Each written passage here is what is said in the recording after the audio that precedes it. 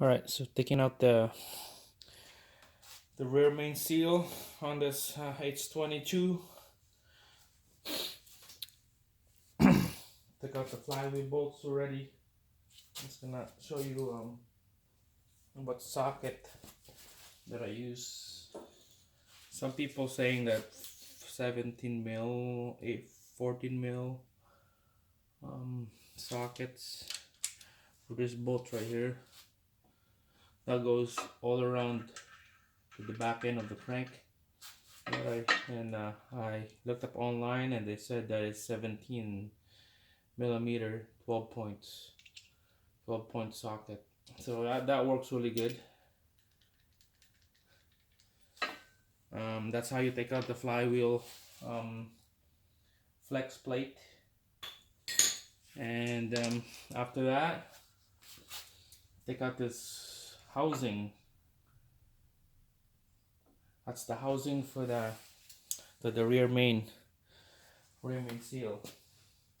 There's about what, 1 2 3 4 8 10. There's 10 bolts, and they're about 10 mils, of course. What I use is I don't know what this called, this style of ratchet. I think it's a low profile, I think, socket. 10 mil, 12 points. That's what I use. I use this because of there's not much space in here in between the block and this stand, so I use a low profile. There's a couple bolts that hits this this bolts that holds the bracket here in between, and when I try and take this bolt out, it push it towards here, so I just use a wrench. Take it out. And yeah, so right now I just took all the, I unloosened all the bolts already, so it's pretty easy to take them out right now. There's 2 more left. Just loosed already.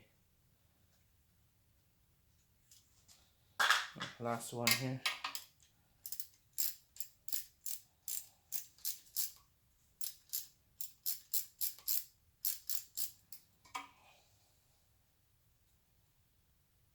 Yeah, so all the 10 bolts are gone.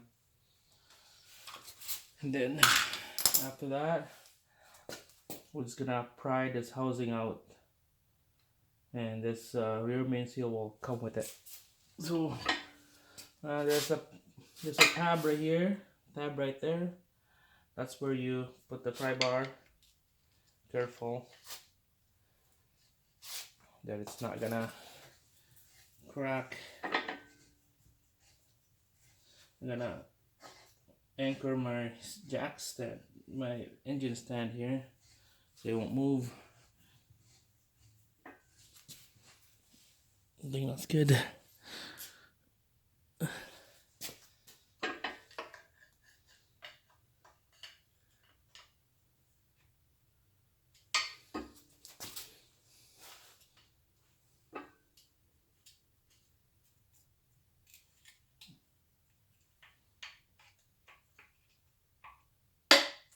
There you go.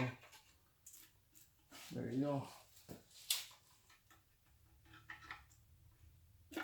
There you go. Oil gonna leak, so make sure you got your catch can at the bottom.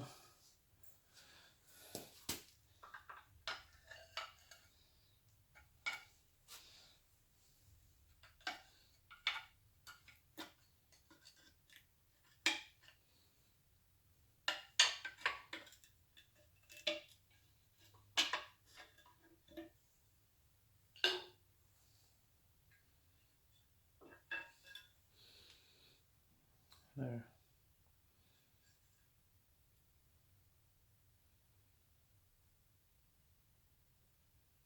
Some dust. Double lip seal. It will seal on the inside and it will seal on the outside. So now I'm gonna clean all this up, clean all this up and put a new crank seal on there, and then RTV the housing and slap it back in. So that's what I'm gonna be in the next videos. So I'll do that. That's it.